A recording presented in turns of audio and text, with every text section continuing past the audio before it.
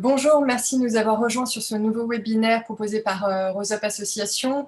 Merci de nous avoir rejoints. Donc pour celles qui ne connaîtraient pas encore RoseUp, c'est une association de patients dont les missions sont d'informer, d'accompagner et de défendre le droit des femmes atteintes de cancer. Donc nous vous informons via le Rose Magazine que vous connaissez certainement, qui est distribué gratuitement dans les hôpitaux, mais aussi via notre site internet rose-up.fr où vous pouvez retrouver non seulement tous les articles qui sont parus dans les magazines, mais également des contenus exclusifs. Nous vous accompagnons via nos Maisons Roses à Paris et Bordeaux, et pour celles qui n'habitent pas ces villes, via nos ateliers en ligne quotidiens comme celui d'aujourd'hui. Et enfin, nous défendons vos droits auprès des instances politiques. Je me présente, je suis Émilie Broyer, je suis journaliste et scientifique. Aujourd'hui, j'accueille le docteur Boiron qui va répondre à vos questions autour de la fatigue. Bonjour docteur, je vous laisse vous présenter. Bonjour, donc Claude Boiron, je suis médecin oncologue médical. Donc pendant très longtemps, j'ai effectivement proposé la chimiothérapie, mais en fait, ça fait maintenant plus d'une grosse dizaine d'années que j'ai arrêté de prescrire de la chimiothérapie pour m'occuper des soins de support. Donc non plus du cancer, du traitement du cancer, mais de la prise en compte de la personne atteinte de cancer. Et dans ces soins de support, je m'intéresse plus particulièrement à cette période de l'après-cancer.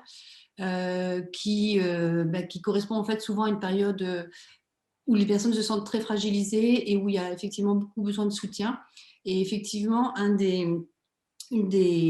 été amenée à m'intéresser à la fatigue parce qu'effectivement, c'est un des motifs récurrents de ces difficultés dans cette période-là bien particulière. Donc, l'objectif aujourd'hui, c'est effectivement d'essayer de répondre aux interrogations et aux questionnements et de voir un petit peu comment on peut agir par rapport à cette fatigue. Voilà. Merci beaucoup. Donc avant de démarrer le webinaire, je vais rappeler le fonctionnement. Donc les personnes qui se sont inscrites sur Zoom et qui nous suivent via cette plateforme peuvent vous poser des questions en cliquant sur le petit onglet Q&R en bas de votre écran. Donc avant de démarrer, vous m'aviez demandé de demander aux participantes ce que leur évoquait le mot de fatigue. Donc je prends un peu en tout venant, Linda évoque une perte de mémoire, un manque de motivation, voire une dépression. Valérie, un manque d'énergie. Nadine, un manque de force, une lassitude. Beaucoup de mots autour du manque de motivation. Marie-Pierre dit qu'elle a même des difficultés à retrouver son chemin. Une perte de rythme. Voilà, un manque d'énergie pour de l'activité physique, difficulté à se concentrer, troubles cognitifs. Donc voilà, c'est un peu les mots qui sont revenus. Lassitude, énervement aussi, facilité à s'énerver. Voilà, donc ça c'était pour votre demande particulière. Vous avez préparé un PowerPoint. Donc du coup, je vous Oui, laisse... tout à fait. Je vous laisse le partager et pour que ce soit interactif, je transmettrai les questions des participantes au fur et à mesure. Très bien, mais je vous remercie. Donc, en fait, effectivement, j'ai l'habitude de commencer comme ça par un petit peu que les personnes expriment ce que représente cette fatigue. Et là, vous voyez dans les mots que vous avez qui sont remontés, clairement, d'emblée, on voit bien que cette fatigue, en fait, elle est globale. C'est-à-dire qu'en fait, cette fatigue, on a entendu les mots de perte d'énergie, diminution de la force, perte du rythme. Et là, on est vraiment sur une fatigue physique.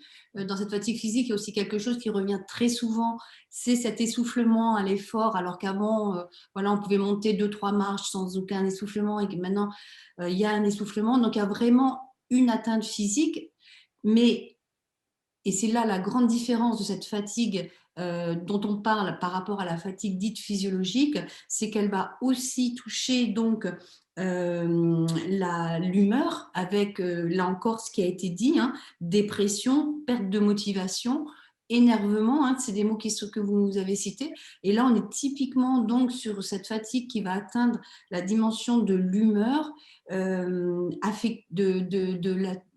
qu'on appelle aussi le domaine affectif, tout ce qui va avoir lieu au sentiment avec une perte de dévalorisation, enfin une dévalorisation de soi, de ses capacités. Et enfin, et c'est non négligeable, et c'est non négligeable d'autant plus qu'on a été très long à en parler, c'est effectivement la troisième dimension qui est atteinte dans cette fatigue, c'est la dimension cognitive qui a aussi été notée avec la perte de mémoire, la trouble d'attention. Et en fait, ces trois dimensions vont être atteintes. Et ça, c'est très important de comprendre parce qu'en fait, euh, j'arrive pas à passer mon diaporama. Ah, Ah ah, si, pardon. Parce qu'en fait, ce qui va différencier cette fatigue à la fatigue physiologique, ce sont effectivement cette atteinte globale. Or, si les personnes fatiguées en lien avec la maladie ou avec les traitements ou avec l'annonce du cancer, si ces personnes-là disent à l'entourage « je suis fatiguée », l'entourage n'a pas le même logiciel. Lui, la fatigue qu'il a, c'est cette fatigue physiologique qui est, pour la personne en bonne santé, un phénomène normal, une sensation plutôt agréable qui intervient quand on a effectivement un peu trop tiré sur la corde, mais surtout, surtout, qui récupère très rapidement, notamment avec le repos. La fatigue dont on parle là, c'est un symptôme subjectif, et ça, on y reviendra, c'est aussi une des grandes difficultés pour les personnes qui présentent cette fatigue. C'est un sentiment désagréable parce que, comme je l'ai dit tout à l'heure, ça entraîne effectivement une dévalorisation dans ses capacités de faire tout bien comme les personnes faisaient auparavant. Et ça intègre l'ensemble des sensations, donc on l'a vu, corporelles, lassitude, c'est des mots qui ont été notés et qui affectent toutes les capacités de fonctionnement normal de l'individu.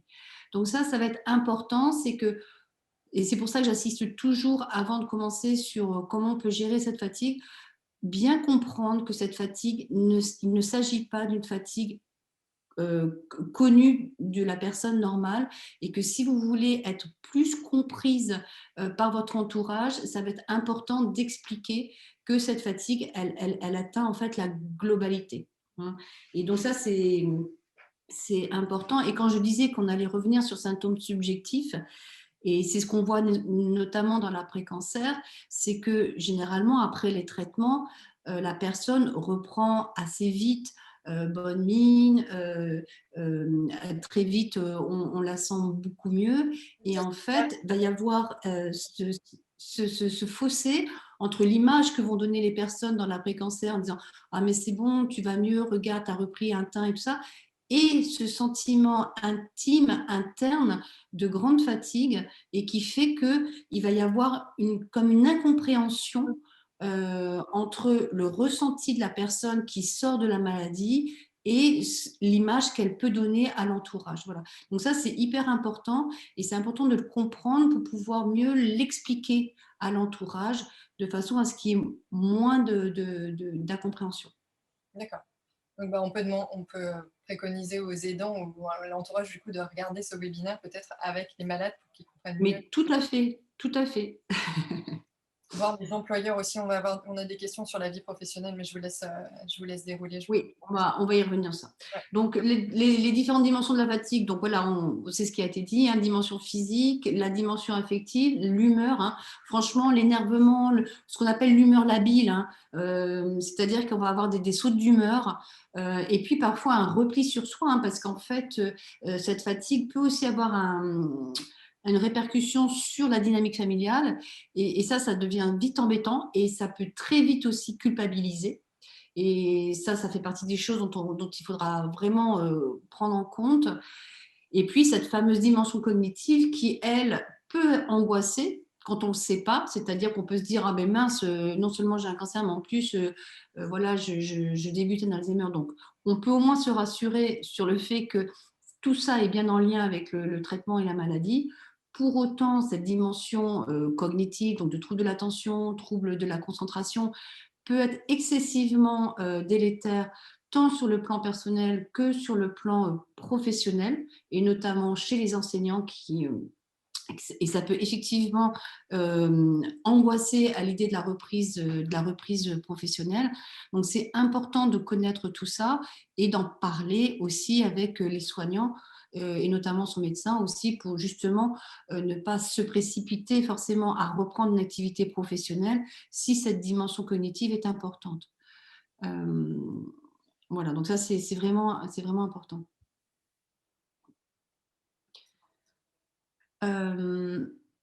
Pour revenir sur les causes de la fatigue, clairement, les traitements vont être bien évidemment les gros pourvoyeurs de la fatigue.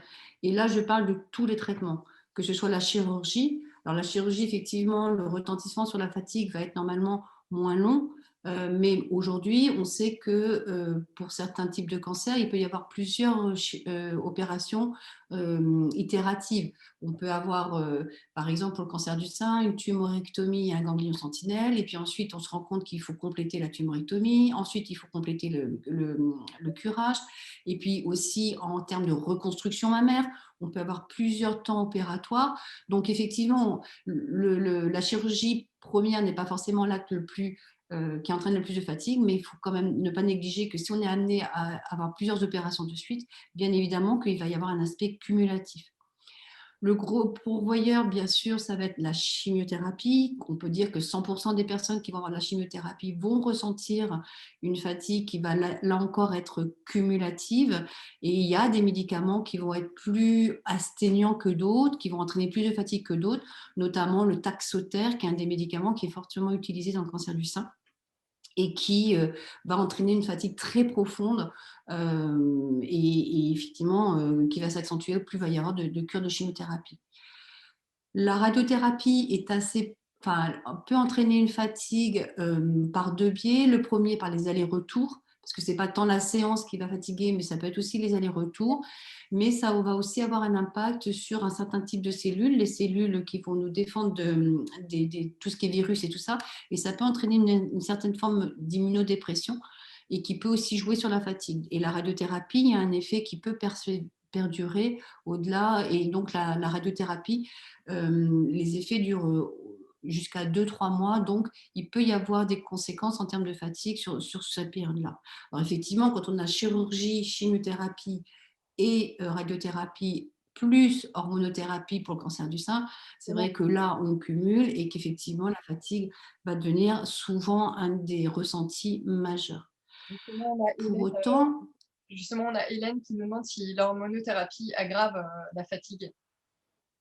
alors, l'hormonothérapie va l'aggraver dans le sens où l'hormonothérapie, en tout cas dans le cancer du sein, enfin dans le cancer de la prostate aussi, mais va agir sur le fait que ça va entraîner ce qu'on appelle une déprivation hormonale, c'est-à-dire que soit il va y avoir moins de sécrétion hormonale, soit les hormones qui vont être sécrétées ne vont pas aller là où elles doivent aller, on va les empêcher d'aller sur leur cible. Du coup, au final, ça entraîne une ménopause induite et que cette ménopause-là, toutes les personnes qui sont rentrées en ménopause, même si elle est physiologique, on voit bien qu'on n'a pas le même fonctionnement, qu'on est plus fatigué, qu'on n'a pas le même sommeil et que l'humeur n'est pas la même. Donc, effectivement, l'hormonothérapie, pas tant le cachet en tant que cachet lui-même, mais par son mode d'action qui fait qu'il va y avoir une interaction avec les hormones. Et effectivement, ça peut effectivement prolonger ou aggraver. Alors, souvent, il y a une période en début de traitement où on peut ressentir une aggravation et puis il faut savoir que le corps s'adapte quand même. Hein. Donc cet effet ne va pas durer forcément 5 ans et c'est tout le propos de cet échange aujourd'hui, c'est de voir comment faire en sorte de réduire cette fatigue. Mais oui, l'hormonothérapie peut agir. Et puis en dehors de ce traitement-là, il y a plein d'autres choses qui font que au cours d'un traitement de cancer, on va être fatigué. En premier lieu, ça va être la réduction d'activité physique. Alors ça, maintenant, on le sait, et heureusement, maintenant, dans la plupart des services, on informe les personnes que ça va être hyper important de conserver de l'activité physique dès le diagnostic, pendant le traitement, et ensuite de reprendre l'activité physique, ce qu'on appelle une activité physique adaptée après le traitement pour retrouver sa capacité physique antérieure, parce que effectivement la perte de muscle va jouer fortement dans la fatigue et on sait aujourd'hui que cette activité physique est le seul véritable moyen de lutter contre la fatigue. Donc ça, c'est hyper important et idéalement, effectivement, l'idée, c'est de ne pas réduire son activité physique et au contraire, dès qu'on peut, d'essayer de l'augmenter. Oui, ça peut être Ça, on passe assez rapidement. ça peut paraître complètement contre-intuitif parce qu'on se dit: «Je suis fatigué, je vais pas faire de sport, ça va encore plus me fatiguer» et en fait, c'est complètement l'inverse. Alors, attention, je ne parlerai jamais de sport. Activité, il y a Je pas de suis, alors là, moi, je m'inscris toujours en faux sur sport et fatigue ou sport et cancer. Pour bouger. moi, ce qui est important, c'est l'activité physique, c'est-à-dire de bouger et de bouger en fonction de ses limites. Mmh. Hein. Parce que le sport, pourquoi j'utilise pas ce mot? Parce que souvent, pour des personnes qui n'ont pas, qui ne sont pas sportives, c'est un mot qui fait peur. Or, l'idée, c'est pas aller faire du sport. L'idée, c'est de bouger, de faire de l'activité physique et de faire l'activité physique de son propre niveau. Si c'est marcher, eh bien pendant les traitements, quand on peut, on va marcher une demi-heure, trois quarts d'heure. Mais voilà, c'est avant tout, c'est l'activité physique, c'est bouger. D'accord. C'est faire en fonction de soi et puis en fonction de son plaisir. Donc ça va être quelque chose d'hyper important. Heureusement, aujourd'hui, sincèrement, je crois que partout où on est traité en France, c'est une notion qui est quand même connue. La fatigue, elle va aussi être en lien avec les troubles du sommeil. Et sincèrement, les troubles du sommeil, il y a plein de facteurs pour avoir des troubles du sommeil quand on est suivi pour un cancer. La première raison, c'est la, la première raison, c'est, excusez-moi, la première raison, c'est que quand on a une atteinte au niveau du moral, on va, ou de l'anxiété, la première chose qui va bouger, ça va être les troubles du sommeil. Mais il y a aussi les traitements qui vont entraîner des troubles du sommeil. Et comme je vous disais tout à l'heure avec l'hormonothérapie ou la chimiothérapie, à partir du moment où on va avoir une ménopause induite par le traitement, voilà, il y a le fait d'avoir moins de sécrétion hormonale, il va y avoir un impact sur le sommeil. Voilà, donc plein de raisons d'avoir trouble du sommeil. Les autres facteurs, bien évidemment, anxiété, dépression.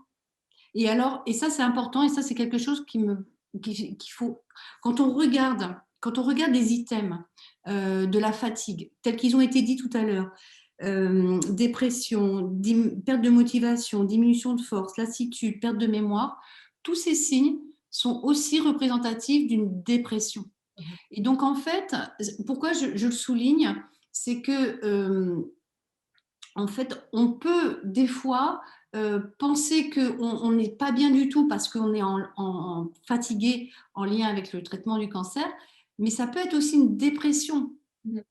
C'est un peu Et des fois, c'est compliqué de savoir. Et en fait, pour avoir mis en place des consultations fatigue, en tant que soignant, l'idée, c'était de mettre en place, d'abord par l'entretien, par l'évaluation des besoins, essayer de voir si effectivement il y avait un impact anxio-dépressif important. Si ça se voyait, enfin, si le diagnostic était fait, l'idée, c'était effectivement d'orienter la personne vers un psychologue ou un psychiatre et plus ou moins de mettre un traitement pour gérer cette anxiété ou cette dépression qui était là.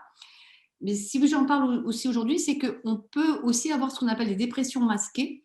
Et les personnes que je suivais en fatigue et qui, malgré tout ce qu'elles mettaient en place, n'arrivaient pas à aller mieux, souvent c'est aussi parce qu'il s'agissait d'une dépression masquée. Et à ce moment-là, ne pas. Et du coup, ce que je veux dire par masqué, c'est que ce n'était pas forcément facilement mise en évidence. Ce que je veux dire par là, c'est que pour les personnes qui se sentent très fatiguées et qui ont du mal à mettre en place des choses, il ne faut pas non plus forcément tout mettre sur le dos de la fatigue et ne pas hésiter à en parler avec son médecin parce qu'il peut y avoir une composante anxieuse et ou dépressive qui à ce moment-là nécessite d'abord d'être traitée, d'être prise en compte pour que la personne aille mieux et puisse mettre en place tout ce qui va effectivement améliorer la fatigue secondairement. d'accord. Je passe sur tous les problèmes de santé associés. Bien évidemment, si on a d'autres, ce qu'on appelle en médecine comorbidité, c'est-à-dire d'autres facteurs qu'il faut qu'on a une atteinte de notre état de santé, ça va jouer. Et enfin, c'est important aussi de savoir, et c'est vrai que c'est assez fréquent après un traitement de cancer, ce sont les douleurs. Alors, pas les douleurs forcément aiguës, mais surtout les douleurs chroniques, c'est-à-dire les douleurs qui vont persister au-delà de 3 mois. Et là encore, on a plein de raisons d'avoir des douleurs quand on est traité pour un cancer, soit les douleurs post-opératoires, soit les douleurs secondaires à la chimiothérapie. Il y a certaines chimiothérapies qui peuvent entraîner des troubles des nerfs au niveau des mains ou des pieds. mais aussi l'hormonothérapie. Et celles qui la prennent savent souvent que malheureusement, il peut y avoir des douleurs ostéo-articulaires, musculaires, et évidemment, elles vont durer au-delà de 3 mois, et que douleur chronique va avoir un double impact, c'est-à-dire que la douleur chronique va avoir un retentissement physique, et donc souvent quand on a des douleurs chroniques, on va moins bouger parce qu'on a mal, et puis il va y avoir un impact psychologique parce que quand on a des douleurs chroniques, on a souvent associé un début de, on va dire, de dépressivité. Donc ça, c'est des facteurs effectivement qui vont accentuer la fatigue. Donc, ce que je veux dire par là, c'est que c'est pour ça que c'est intéressant d'avoir des professionnels autour de soi qui s'intéressent à la fatigue, parce que la fatigue n'est pas monofactorielle. Et la bonne nouvelle dans tout ça, c'est que comme il y a plein de raisons d'être fatigué, ben, il va aussi y avoir plein de façons d'essayer de lutter contre cette fatigue. Mais voilà, l'idée, c'est de savoir qu'en fait, il y a plein de choses qu'il faut qu'on peut être fatigué. Et donc, du coup, l'idée, c'est de mettre en place ce qui va être le mieux pour la personne. Et donc, en fait, l'idée, c'est de faire que ce soit une prise en compte le plus personnalisée possible. C'est en ça que les soins de support sont très intéressants, puisqu'ils permettent effectivement cet échange et cette évaluation des besoins entre la personne fatiguée et le professionnel qui va pouvoir effectivement orienter la personne au mieux. Est-ce qu'il y a des questions? Il y en a beaucoup, mais on va peut-être avancer un peu sur votre présentation parce qu'on est presque à la moitié du webinaire. Donc, avancez, je vous interromprai encore une fois au fur et à mesure. Alors, je vais aller plus vite. Donc, la fatigue, en fait, il faut savoir que cette fatigue, elle peut perdurer, même au-delà des traitements. Et il y a une étude quand même qui démontre qui a été faite sur plein de cancers, sur des milliers de personnes. À 5 ans, une personne sur deux se plaint encore de fatigue. Alors, ce n'est pas la fatigue intense qu'on peut ressentir au début du traitement, mais c'est une fatigue qui n'existait pas. Et voilà, donc l'idée, c'est que si cette fatigue persiste, le discours est, ce n'est de ne pas s'inquiéter, malheureusement, ça fait partie des choses, il faut juste voir, essayer d'essayer de mieux la gérer. Alors justement, on a des questions sur cette notion de durée. Il y a Dominique qui demande, doit-on se résigner à accepter notre fatigue puisqu'elle est associée à notre maladie? Et il y a aussi, alors j'ai pas le nom de la personne, une personne qui a été greffée d'une moelle osseuse il y a 7 ans et qui est toujours très fatiguée. Et elle se demande si cette fatigue va durer toute sa vie. Alors, il y a plusieurs choses. La première, c'est que cette fatigue Je me qui va durer. arrêter votre partage pour qu'on vous voit en plein écran, sinon on voit que votre diaporama. Ah, d'accord. Cette fatigue, en fait, qui va perdurer, elle va entraîner effectivement une certaine forme d'adaptation. C'est-à-dire qu'à un moment donné, et ça fait partie des choses sur lesquelles je reviendrai tout à l'heure, c'est de l'acceptation. C'est-à-dire qu'effectivement, en fonction du moment où on est dans sa vie, au moment de l'âge qu'on a aussi, on peut effectivement ne pas tout à fait récupérer. J'insiste beaucoup notamment sur la ménopause. La ménopause, c'est quelque chose qui va fondamentalement changer la vie de la femme ou de l'homme, mais surtout la femme. Et en fait, on ne retrouve plus l'état dans lequel on était avant. Et le problème du cancer, c'est qu'il peut effectivement, des fois, précipiter cet état où on n'est plus tout à fait comme avant. Donc oui, il y a à un moment donné une forme d'acceptation. Il y a aussi une forme d'adaptation du corps. Mais là, j'ai envie de vous dire qu'il faut être en adéquation. C'est-à-dire que si c'est vivre en luttant toujours contre cette fatigue, et en pensant que, en culpabilisant et tout ça, c'est vrai que c'est compliqué. L'idée, c'est vraiment d'agir à la fois sur quelque chose de l'ordre de l'acceptation, de plus être tout à fait comme avant. Et là, je reviens sur cette notion de culpabilité parce que j'ai entendu beaucoup, beaucoup de femmes, en fait, qui faisaient tout. Les enfants, le boulot, le conjoint, la maison, et qui ne sont plus capables de faire ça. Et ça entraîne une culpabilité. L'idée, c'est aussi d'accepter qu'on ne peut plus tout faire.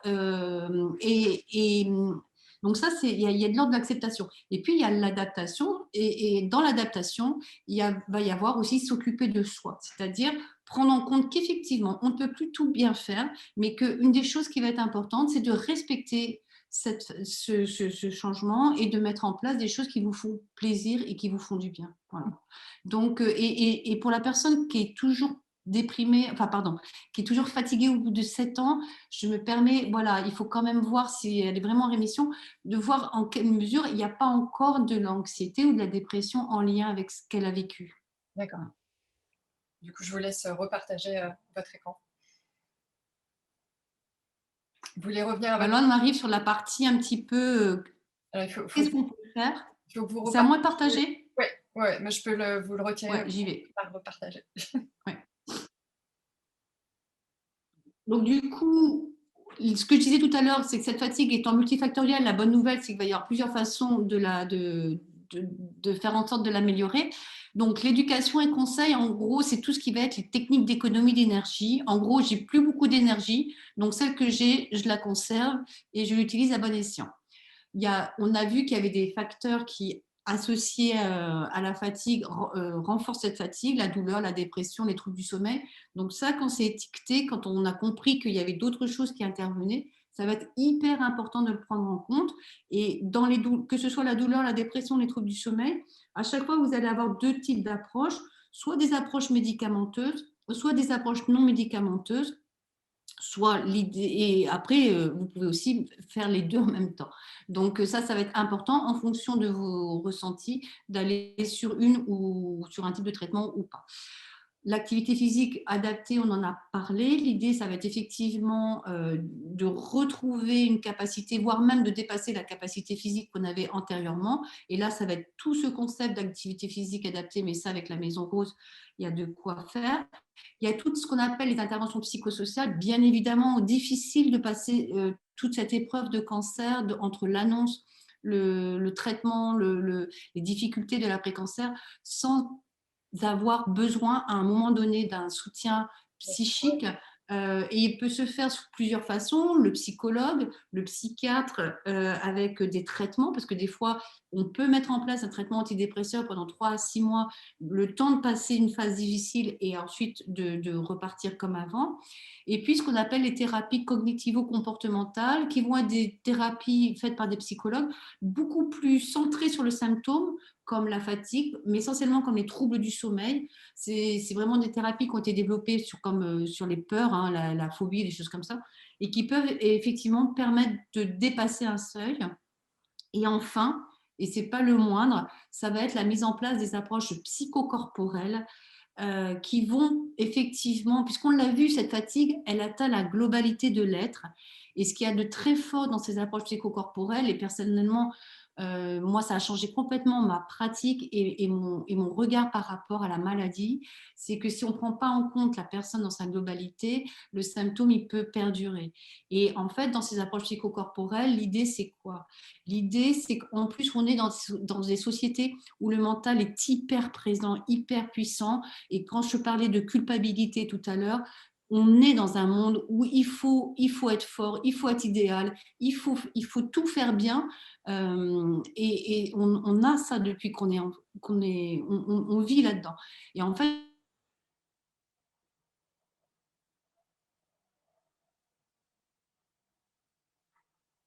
Ah, il y a une petite coupure. Je ne sais pas si c'est seulement de mon côté. donc le plus loin possible. Et en fait, en remettant du corps dans notre globalité, ça permet de mettre un peu à distance le stress en lien avec le mental et de s'accepter soi, d'accepter les changements et puis du coup, au final, d'accepter de facilement plus les autres. Voilà, c'est pour ça que ces approches me paraissent vraiment fondamentales. D'ailleurs, maintenant, elles sont proposées quasiment partout.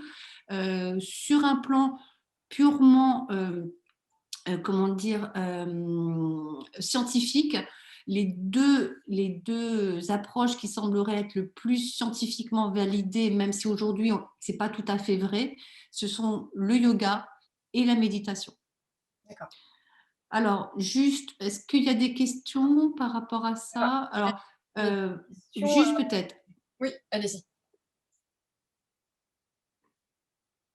Allez-y, allez-y. l'idée, avant qu'on aille sur les traitements, Oui. l'idée, c'est par rapport à cette fatigue, c'est de comprendre ce qui se passe. C'était les 5 premières minutes, on a vu que cette fatigue était globale. Mhm. L'idée, c'est d'être rassuré. Ce n'est pas anormal que vous soyez fatigué. D'ailleurs, toutes les personnes qui se regroupent, qui se rencontrent et qui échangent sur leur fatigue se rendent compte que cette fatigue, elle est partagée par tous. Et du coup, l'idée, c'est de ne pas s'inquiéter. C'est pas qu'il se passe quelque chose d'autre, c'est en lien avec le traitement. Une des choses les plus importantes et les plus difficiles, à mon avis, quand on a traversé l'épreuve du cancer, c'est d'accepter. Accepter les deuils, le deuil de ne plus être comme avant, le deuil du corps qui s'est transformé, le deuil voilà, plein de choses, d'être peut-être un peu moins. Enfin voilà, il y a des choses qui changent. Et c'est vrai que tant que vous n'aurez pas accepté certains changements, et que vous le vivrez comme quelque chose de négatif, ça va être compliqué. L'idée, à un moment donné, ça va être d'accepter cet nouvel état de fait, de ne pas le prendre en tant que tel, parce que les choses vont évoluer, mais à un moment donné, c'est d'accepter les limites telles qu'elles sont et de faire en sorte d'avancer et d'aller de mieux en mieux. Et pour ça, l'idée, c'est de prendre soin de soi. Et quand je dis prendre soin de soi, c'est pas le prendre soin de soi, je m'occupe de moi, je fais mon cours de yoga. Oui, bien sûr que c'est ça. Mais c'est aussi, ce que je disais tout à l'heure, c'est lâcher sur ce que vous, toutes ces exigences que vous vous donnez, sur cette culpabilité. Et là, je reviens par rapport à l'activité professionnelle. Il faut aussi prendre du temps pour soi. On peut vous proposer de reprendre rapidement le travail parce que, soi-disant, oui, vous avez besoin psychologiquement de retrouver une certaine sociabilité. Il n'y a que vous qui savez dans quelle mesure vous pouvez reprendre le travail rapidement ou pas. Et pour moi, l'intérêt de prendre un peu de temps entre le traitement et la reprise du travail, c'est de mettre en place tout ce qui va être bon pour vous. L'activité physique, le plaisir, rencontrer des gens, ce fameux prendre soin de soi. Parce que si vous reprenez le travail trop rapidement, vous allez reprendre malheureusement les réflexes d'être le nez toujours dans le guidon et de vous oublier. Donc pour moi, mon grand conseil, c'est si possible, parce que bien sûr, il y a des métiers pour lesquels c'est pas possible, et notamment les auto-entrepreneurs ou les libéraux, mais dans la mesure du possible, si vous pouvez privilégier ce qui est bon pour vous avant de repartir dans le boulot, ça me paraît vraiment important. Donc du coup, je vais peut-être poser quelques questions. Il y a beaucoup de questions autour du sommeil. Alors peut-être que vous allez l'aborder par la suite. Mais il y a Jessica, par exemple, qui dit qu'elle a beaucoup de fatigue et d'endormissement malgré ses 8 heures de sommeil. Elle se sent toujours fatiguée et elle fait également des siestes. Et là, qu'est-ce qu'on a comme solution quand même 8 heures de sommeil ne suffisent pas à pallier la fatigue?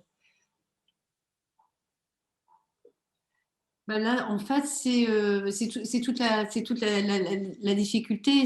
En fait, c'est de voir un petit peu ce qui est fait à côté. Parce qu'on l'a dit, hein, cette fatigue, elle se caractérise par le fait que le repos n'est pas compensateur. Mhm. Et donc, ça, c'est une grande difficulté. Alors après, il y a des techniques d'effectivement quand il y a ces espèces de chapes de plomb qui arrivent, effectivement, de s'autoriser à ne rien faire pendant ces moments-là. Mais après, en termes de fatigue, à mon avis, ce qui me fait réagir, c'est voir dans quelle mesure l'activité physique peut être faite de façon régulière.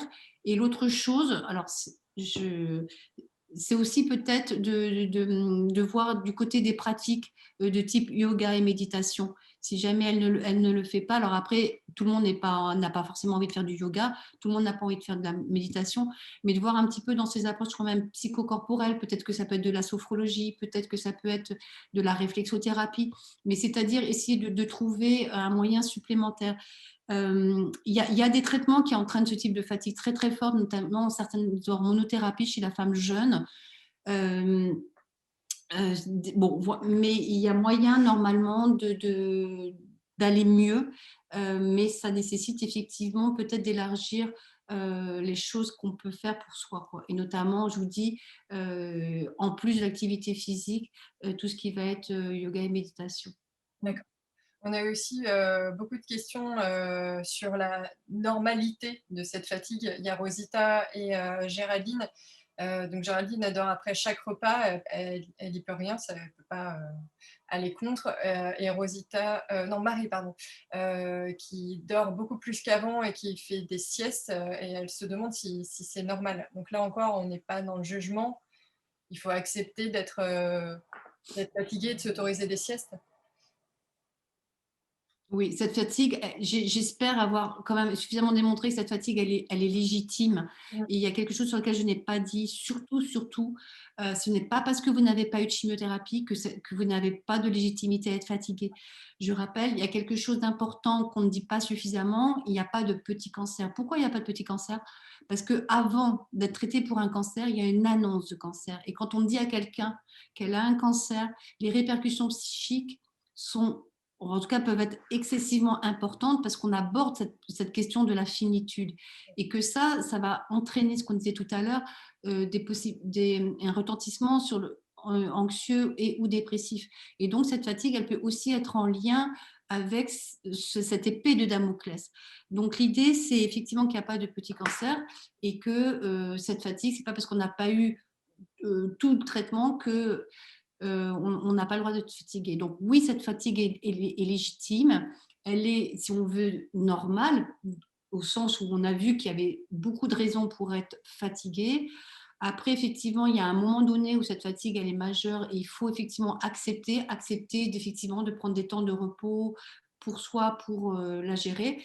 Mais l'idée, c'est que dès que vous allez mieux, c'est de mettre en place ce dont on parle, c'est-à-dire de l'activité physique, de faire des choses qui vous font plaisir. Voilà, ça va être de travailler, se prendre soin de soi.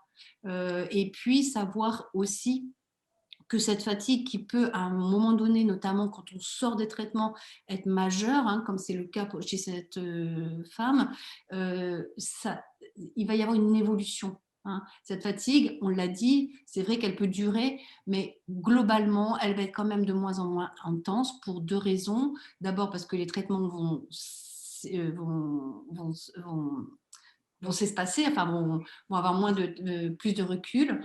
Et puis aussi parce qu'on l'a dit, il va y avoir une adaptation du corps. Et puis il va y avoir aussi, je l'espère, une certaine forme d'acceptation de cet état-là. Et l'idée, c'est de ne pas se contenter de cet état-là, c'est de se dire aujourd'hui, j'ai ces propres limites-là, mais je sais que Ouais, demain ou après-demain, ça ira de mieux en mieux. Voilà. d'accord. Je vous laisse avancer parce que je crois que vous abordez là les solutions, les approches. Alors, les techniques d'énergie, je vais assez rapidement, tout le monde aura le webinaire. En gros, c'est hiérarchisé. C'est-à-dire qu'en fait, quand dans une journée ou dans une semaine, on n'a pas, on croit qu'on a 36 000 choses à faire, mais en fait, quand on réfléchit, il y a des priorités. Et en fait, l'idée, c'est plutôt de se donner une à deux priorités et de les faire, plutôt que de se dire j'ai tout ça à faire et à la fin de la journée de ne rien avoir fait. Pourquoi? Parce qu'il y a quelque chose qui est important, c'est ce dont cette notion, c'est la dévalorisation, c'est cette perte d'estime de soi qui est assez prégnante quand on a passé tous les traitements des cancers. Et l'idée, c'est plutôt au fur et à mesure de reprendre confiance en soi. Donc, il vaut mieux se donner un objectif clair, défini et accessible, et à la fin, et y arriver. Et du coup, ça va vous permettre de reprendre confiance en vous. Et ça, c'est aussi vrai pour l'activité physique. Hein. C'est partir de peu et à chaque fois monter un échelon pour reprendre confiance en vous, parce qu'on perd beaucoup d'estime de soi avec tous ces changements physiques, psychologiques et cognitifs. D'ailleurs, il y a Ce une... qui est important aussi, n'hésitez pas, mais ça vous le faites de façon assez spontanée, c'est de Allez-y, allez-y, finissez. fractionner les activités et puis ne pas gaspiller son énergie. Oui, ça me fait réagir. S'il y a des personnes qui vous prennent de l'énergie, oui, Non, non, mais finissez votre phrase. S'il y a des personnes qui vous prennent de l'énergie, il vaut mieux s'en écarter pendant un petit moment, c'est ce que vous vouliez dire. voilà, c'est ça, tout Euh, à fait. je réagissais L'idée, c'est du tout à l'heure, plaisir aussi. Hein, c'est vraiment, on en parle. Je réagissais tout à l'heure, excuse-moi, je crois qu'il y a un petit décalage en fait. Je réagissais tout à l'heure par rapport à se mettre des limites ou des objectifs atteignables. Il y a Denis qui parle à la place de son épouse qui a suivi un certain nombre de traitements que je ne vais pas détailler et il dit qu'elle est très sportive et c'est une femme de challenge et il se demande s'il faut qu'elle y renonce à se poser des challenges. Alors, ben, disons que l'idée du challenge, comment dire? Moi, je pense que là, on est typiquement sur la question de l'acceptation et l'adaptation. L'idée, de toute façon, c'est de reprendre progressivement et de ne pas partir à l'état qu'on était avant et du coup d'accepter que momentanément, on ait une capacité physique beaucoup moins bonne et du coup, et l'idée, c'est de progresser petit à petit. Pour en avoir discuté avec des femmes qui étaient sportives, je reconnais qu'il y a certaines femmes qui ne retrouvent pas la condition physique qu'elles avaient antérieurement. Pour autant, ça ne leur empêche pas d'avoir une activité physique, de prendre du plaisir à la faire et de le faire de façon importante. L'idée, c'est là, on est sur la notion de l'acceptation, c'est essayer de retrouver effectivement cette capacité physique d'antan. Pour autant, si jamais c'est pas tout à fait possible, c'est pas un échec. Et l'idée, c'est d'essayer de trouver autre chose et vraiment de travailler sur cette notion de plaisir. Derrière le challenge, il y a quand même ce que je vous disais tout à l'heure, cette notion de mental et que justement, en lâchant un petit peu le mental et en redécouvrant le plaisir et ce fameux, voilà, je sais galvauder, prendre soin de soi, ça peut permettre de voir la vie un petit peu différemment. Okay. On va avancer, donc plaisir hyper important. Enfin, pour moi, c'est vraiment le truc. Les interventions psychologiques, on en a parlé, je vous ai dit, difficile de passer cette période-là avec un psy. Après, il y a des tas de personnes qui pourront ne pas en avoir besoin. Toujours est-il qu'il y a quand même, voilà. Là encore, c'est pas être faible que d'avoir besoin de recours à un psychologue ou momentanément à des traitements.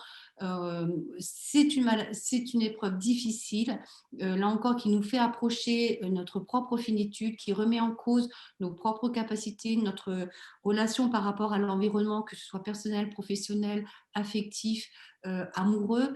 On peut avoir besoin d'être aidé et c'est vraiment pas un problème de souffrance, de faiblesse. Voilà. Et là encore, je permets de le redire, si cette fatigue perdure, ne pas hésiter à se poser la question, est-ce qu'il n'y a pas une petite dépression sous-jacente et en reparler à ce moment-là avec son médecin traitant. Les approches psychocorporelles, on en a parlé, donc la méditation, qu'elle soit pleine de conscience ou pas. Excusez-moi, le yoga, pourquoi donc je vous ai dit, hein, je cite ces deux-là en particulier parce que ce sont celles qui vont être le plus souvent, qui vont être scientifiquement le plus validées. Hein.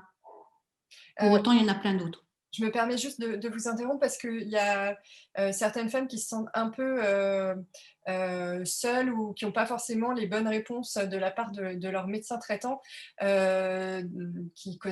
que comme vous le disiez, c'est une fatigue qui est très complexe et ils ne connaissent pas forcément, comme vous, tous les aspects qui sont derrière. Vers qui on peut se tourner quand notre médecin traitant n'est pas capable de nous répondre ? Normalement, il y a il y a quand même l'équipe soignante de l'hôpital. Et puis après, j'ai envie de vous dire, il y a des associations. Il y a beaucoup d'associations de patients. Il y a la Ligue. Vous savez, il y a ce qu'on appelle aussi les séjours post-cancer. Il y a beaucoup de choses qui se font maintenant.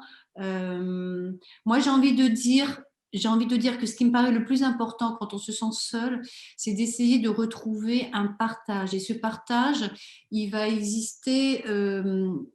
Alors, effectivement, il y a les professionnels de santé, mais bon, on sait qu'ils ne sont pas tous voilà, accessibles ou intéressés par la problématique. Ce qui est sûr, c'est qu'il y a quand même des associations de patients, des associations comme la Ligue et tout ça, où l'idée, ça va être de partager mon réseau cancer du sein, mon réseau, voilà, il y a quand même des associations où Rose. le partage, parce qu'en fait, il n'y a rien de tel que de partager vos expériences.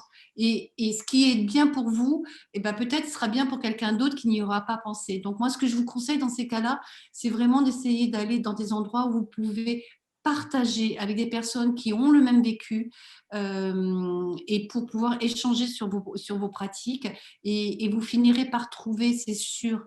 Voilà. Mais je pense qu'à ce niveau-là, c'est le partage de pairs, entre pairs qui est important. Et, et c'est pour ça que les programmes d'activité physique adaptés, c'est bien, c'est parce que non seulement ça fait faire de l'activité physique, mais ça permet ces échanges. Alors c'est vrai qu'aujourd'hui, avec le Covid, c'est un peu plus compliqué. Pour autant, voilà, il y a des séjours, voilà, il y a des endroits où on peut quand même encore partager. Et je pense que c'est la meilleure proposition que je peux faire à cette personne-là. D'accord.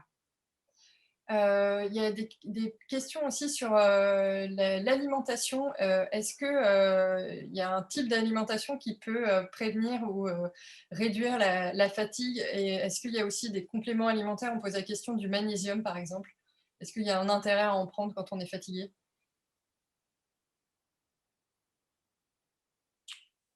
Alors, pour l'alimentation, sincèrement, on va rester sur une alimentation variée, équilibrée qui est recommandée. Il n'y a pas d'aliments qui vont diminuer la fatigue. L'idée, c'est que si vous faites de l'activité physique, l'idée, ça va être quand même de manger à la fois des protéines et des glucides, qui sont quand même les choses qui vont faire marcher la machine.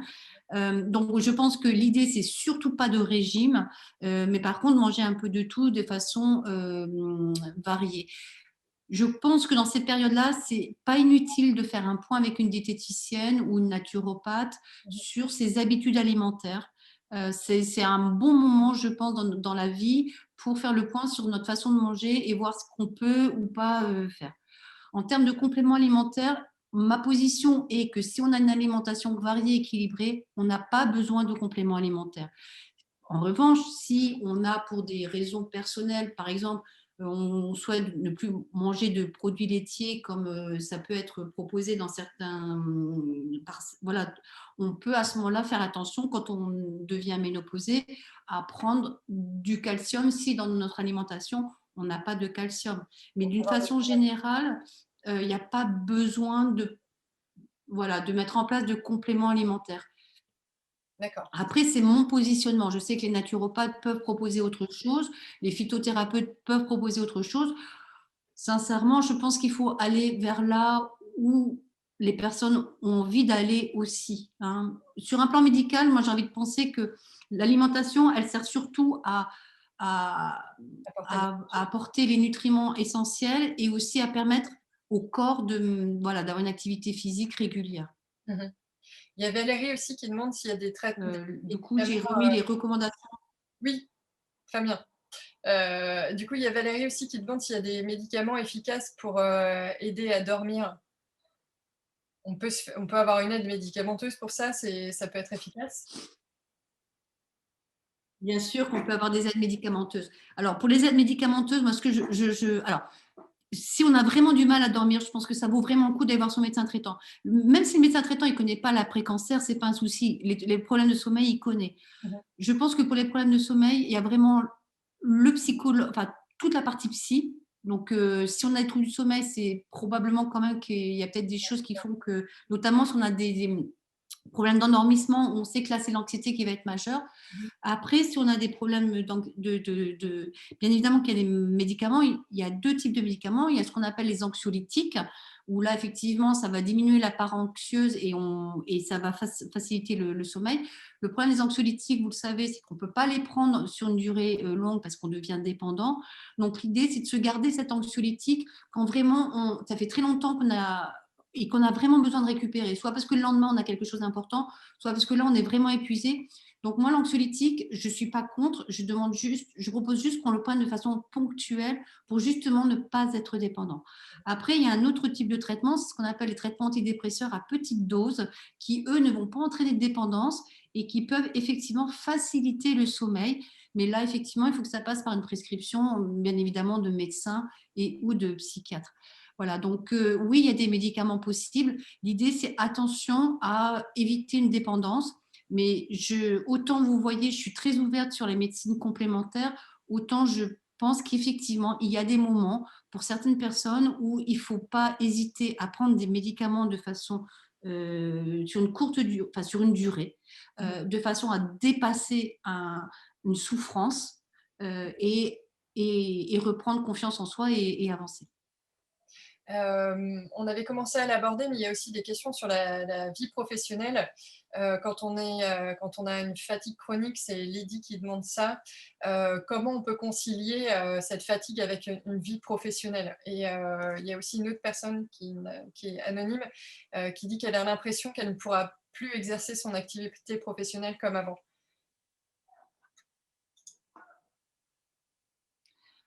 Alors ça, c'est une vraie problématique. Alors là, je pense que là, c'est une discussion très importante qu'il faut avoir avec le médecin traitant, l'oncologue, Vous le avez médecin traitant, l'oncologue, le médecin du travail. Parce qu'effectivement, il peut y avoir des... Alors déjà, il peut y avoir ce temps partiel, mais on le sait, malheureusement, ce temps partiel, il ne dure pas non plus indéfiniment. Il peut y avoir des réaménagements de poste.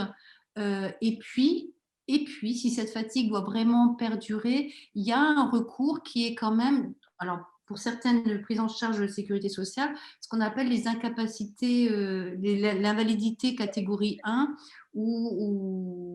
qui fait que l'organisme, la sécurité sociale reconnaît que la personne n'est plus en mesure de travailler autant, et donc il y a voilà, il y a une perte, donc il y a une diminution de temps de travail et il y a une compensation financière. Donc si vraiment il y a un retentissement majeur et qu'au fur et à mesure, effectivement, cette impression de ne pas pouvoir travailler persiste, c'est hyper important de se rapprocher. Donc vers les médecins, vers l'assistante sociale et vers le médecin conseil aussi pour voir ça. D'accord. Il y a aussi Sherifa qui nous dit entre la fatigue, les douleurs articulaires, les bouffées de chaleur, le baisse de morale, faire de l'activité physique relève du parcours du combattant. Donc là, comment on peut retrouver une motivation nécessaire pour justement passer outre et quand même faire une activité minimale? C'est exactement pour ça. C'est exactement pour ça que je me base sur le thème sport et fatigue. C'est que là, typiquement, on voit très très bien que la fatigue est telle qu'elle ne peut pas faire d'activité physique et que ne pas en faire, ça peut augmenter cette culpabilité. Ouais, c'est un peu En ça. fait, dans un premier temps, il va falloir jouer sur des choses faisables. C'est-à-dire que les bouffées de chaleur, exactement. Les bouffées de chaleur, il peut y avoir des moyens médicamenteux. Alors là, pour le coup, des compléments alimentaires, hein, comme la bufène, Actéane, des choses comme ça. Il y a des moyens comme l'auriculothérapie, l'acupuncture, qui peuvent jouer sur les bouffées de chaleur. Donc ça, déjà, si on arrive à diminuer ces bouffées de chaleur, c'est quelque chose qui peut jouer en faveur. L'idée en termes d'activité physique, c'est de ne pas se mettre de pression. Donc, c'est ce que je disais tout à l'heure, ne serait-ce que marcher au début 10 minutes, puis un quart d'heure, puis 20 minutes. Idéalement, je sais que le Covid, c'est compliqué, mais alors là, pour le coup, de faire vraiment ce qu'on appelle de l'activité physique adaptée. Aujourd'hui, il y a toutes les fédérations en France font ce qu'on appelle du sport santé. Il y a sport, mais il y a aussi santé, et qu'en fait, là, vous allez pouvoir être accompagné. Parce que dans un premier temps, il suffit déjà de marcher. Voilà, donc il ne faut pas non plus penser que l'activité physique, c'est du sport. Ça, c'est ce que je disais tout à l'heure. Et effectivement, on est typiquement sur les difficultés dont je parlais tout à l'heure de l'après-cancer, de personnes qui sont sous hormonothérapie. Là, à un moment donné, il faut effectivement accepter vos limites actuelles, faire en sorte d'adapter votre quotidien à vos limites, mais de petit à petit, d'avoir toujours cet objectif que vous allez aller mieux et de mettre en place ces choses qui vont aller mieux. L'idée, c'est de se saisir, de trouver ce qui va vous permettre d'aller mieux. euh, et c'est ça qui peut mettre des fois un petit peu de temps. Mais là encore, il n'y a pas d'urgence. Il y a une notion qui est hyper importante, dont on ne parle pas assez, c'est cette notion de temps. On peut avoir besoin de temps pour retrouver une vitalité, pour dépasser. Enfin, je le redis, moi, je ne suis absolument pas dans la banalisation du cancer. C'est une épreuve terrible. Alors, effectivement, maintenant, c'est hyper fréquent. On a tendance à le banaliser, mais ce n'est pas vrai. Et du coup, on peut avoir besoin de temps. Et ne vous fiez pas sur des personnes qui vont effectivement vous dire « Oh, mais moi, je ne me suis même pas arrêtée de bosser. » Chacun réagit avec ses propres Ressources. ressources. Pour certaines, effectivement, l'idée, ça va être de travailler au plus vite parce que c'est un moyen de défense. Pour d'autres, ça va être d'essayer de retrouver confiance en soi et ça peut prendre du temps. Surtout, ne vous comparez pas à autrui, ne vous mettez pas des exigences. Si effectivement, en ce moment, vous n'êtes pas bien, c'est tout à fait légitime. Et il faut petit à petit, à travers ce type d'échanges, à travers des échanges avec d'autres personnes, d'autres femmes qui sont dans l'après-cancer, là encore, je reparle de… Voilà, il y a des choses qui se mettent en place. N'hésitez pas voilà, à trouver petit à petit ce qui va vous permettre à vous d'aller mieux. Très bien. Il y a beaucoup de questions sur les troubles cognitifs. Alors là, on a plus le temps de l'aborder, mais sachez qu'on avait fait un webinaire spécial sur le chémophage et les troubles cognitifs associés au cancer. La vidéo est sur notre chaîne YouTube et vu le nombre de questions sur ce sujet, je pense qu'on va réorganiser un webinaire dans les prochaines semaines. Voilà. Et concernant l'activité physique adaptée également, nous avions eu un intervenant qui a fait un webinaire complet sur l'activité physique adaptée. Donc n'hésitez pas à aller voir notre chaîne YouTube pour avoir des compléments d'information sur ces points précis. On arrive presque au bout de notre webinaire. Est-ce que vous aviez encore des choses à nous montrer au niveau de la présentation ?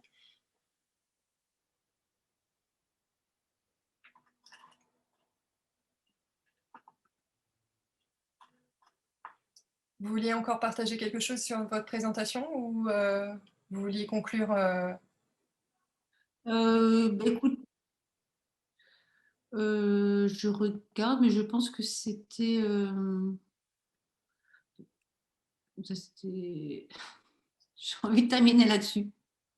Voilà, c'est ça. Donc juste pour qu'on voit votre visage, je vais juste arrêter le partage. Donc, si on devait, voilà. Si on devait résumer, donc c'est prendre le temps, ne pas culpabiliser de ne pas être totalement comme avant, trouver des solutions qui nous correspondent personnellement et de reprendre petit à petit confiance en soi et du fait que ça va s'améliorer avec le temps. Oui, c'est accepter à un moment donné, accepter ses limites, tout en gardant effectivement en tête voilà, que c'est des limites qui sont là aujourd'hui, mais qu'elles ne préjugent pas de ce que sera demain. Voilà. Et c'est vraiment en lien avec l'acceptation du deuil dont je parlais tout à l'heure. C'est vrai que c'est violent souvent, cette différence de l'avant. Et quand je dis accepter, c'est accepter que l'avant ne sera plus là. Et je pense que tant qu'on n'a pas accepté que cet avant ne sera plus là, ça va être difficile d'enrichir et de trouver de la joie et un intérêt à la vie d'après. Mais la vie d'après, voilà, ça va être à vous de découvrir des choses qui peuvent être beaucoup plus en lien avec votre moi profond, mais ça peut effectivement mettre beaucoup de temps. Mais voilà, c'est… Et c'est pas parce que c'est Je différent. pense que cette fatigue, vous savez, moi souvent je me dis que cette fatigue, c'est le message du corps. Souvent, j'ai tendance à penser que cette fatigue, c'est le message du corps qui veut dire au mental, arrête, arrête, arrête de vouloir faire comme avant et prends soin de toi. Voilà.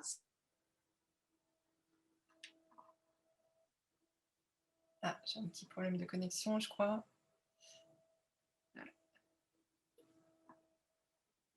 Ah, c'est un peu frisé. Je ne sais pas si c'est seulement de mon côté ou si c'est pour tout le monde. C'est dans le Qigong que j'ai appris ça. Il y a le mental. J'avais un petit problème de connexion, je suis désolée. Allez-y. Dans le Qigong, il y a le mental. Ouais, je crois que c'est ma faute. Dans le Qigong, il y a le mental, le corps et l'esprit. Et en fait, l'idée, c'est effectivement que ces trois-là soient liés et en harmonie. Et l'esprit, c'est ce qui va vous donner voilà, la direction, la voie. Et c'est ça, c'est cette harmonie-là, en fait, à un moment qui est important de découvrir. Et cette épreuve du cancer, elle peut, voilà, elle peut être aussi là pour vous permettre de trouver cette harmonie. Mais ça, ben voilà, ça peut prendre du temps. Ça peut prendre du temps Voilà. et il faut se laisser le temps. Et c'est pas parce que l'après n'est pas comme l'avant que ça sera forcément moins bien. Ça peut être différent et bien pour autant. Tout à fait, tout à Et fait. ben, on va finir sur ces notions très, très positives. Merci encore, docteur Boiron, d'avoir pris le temps de répondre à toutes les questions qui ont été nombreuses. J'espère qu'on a pu répondre à tout le monde. On a beaucoup de remerciements en commentaire. Eh bien, merci encore et je vous souhaite une bonne journée. Au revoir. Merci à vous, merci de votre confiance. Merci.